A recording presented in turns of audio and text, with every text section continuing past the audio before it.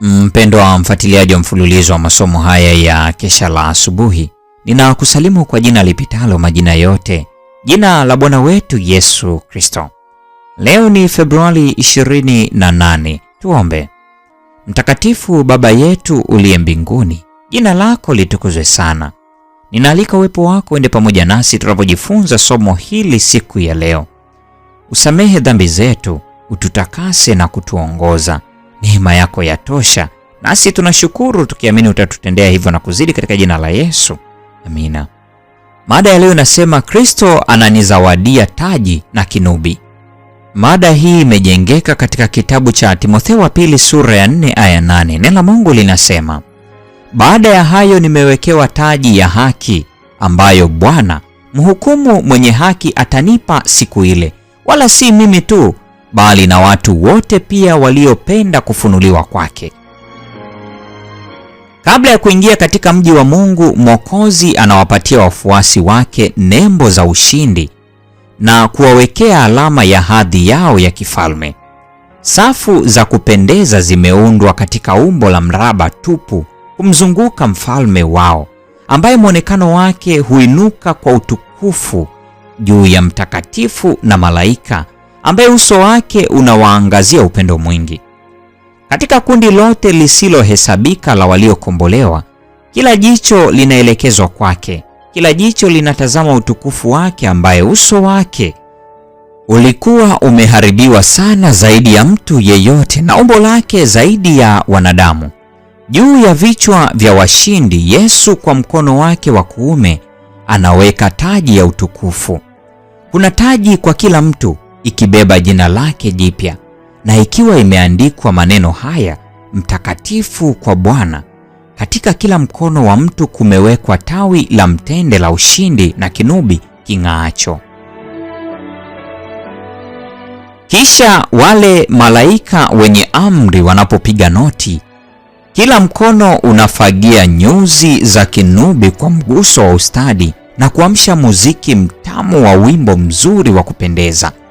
Mlio usioelezeka unasikika na kuusisimua kila moyo, na kila sauti inainuliwa kwa wimbo wa shukrani na sifa. Yeye atupendaye na kutuosha dhambi zetu katika damu yake na kutufanya kuwa ufalme na makuhani kwa Mungu, naye ni Baba yake. Utukufu na ukuu una yeye hata milele na milele. Lo, ni furaha isiyoelezeka kumwona yeye tuliyempenda, kumwona yeye katika utukufu wake, ambaye alitupenda upeo hata akajitoa mwenyewe kwa ajili yetu, kuitazama mikono ile iliyotobolewa kwa ajili ya ukombozi wetu, ikiwa imenyooshwa kwa ajili yetu katika kutubariki na kutukaribisha. Wale ambao watajisalimisha wenyewe mikononi mwa Mungu watamwona mfalme katika uzuri wake. Watauona uzuri wa furaha yake isiyo kifani, na wakivipiga vinubi vyao vya dhahabu wataijaza mbingu kwa muziki mzuri uliotukuka na kumsifu mwana kondoo. Hii ni Februari 28, mada ikisema Kristo ananizawadia taji na kinubi. Na kwa nukta hiyo, mpendo wa mfuatiliaji wa mfululizo wa masomo haya Kesha la Asubuhi, ndio tunafikia tamati ya tafakari ya masomo haya Kesha la Asubuhi, maisha yangu leo, mwezi Februari. Machi tutajifunza mada kuu inayosema imani iokoayo. Mungu atubariki sote na nikutakia wakati mwema.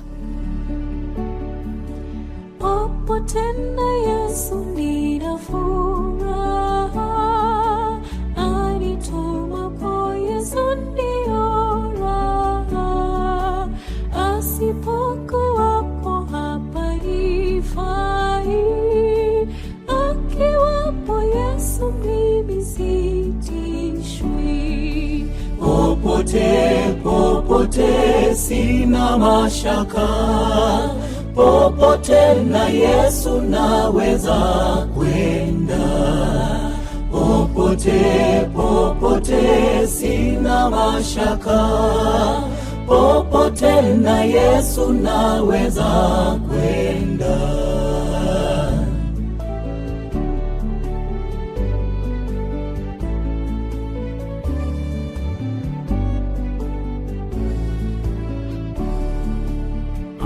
Nikiwapo Yesu si peke yangu, na nijapo tupo akali wangu, ajapo niongoza njia mbaya, niwapo na Yesu na shukuria.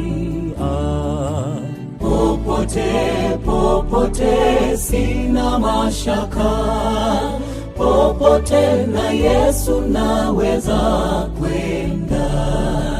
Popote popote sina mashaka, popote na Yesu naweza kwenda.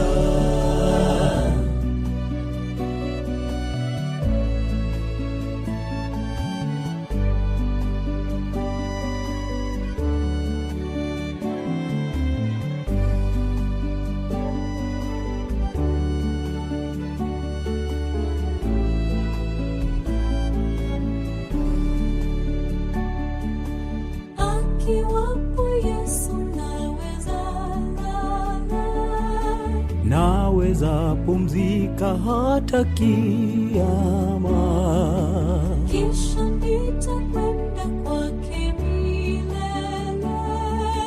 Akiwapo Yesu furaha tele. Popote popote sina mashaka, popote na Yesu naweza kwenda. Popote popote sina mashaka, popote na Yesu naweza kwenda. Popote popote sina mashaka, popote na Yesu naweza kwenda.